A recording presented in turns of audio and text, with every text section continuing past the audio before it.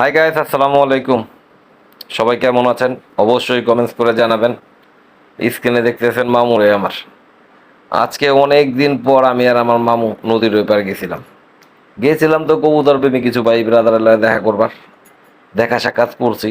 ওরা যা আপন করণের তো আলহামদুলিল্লাহ করছে।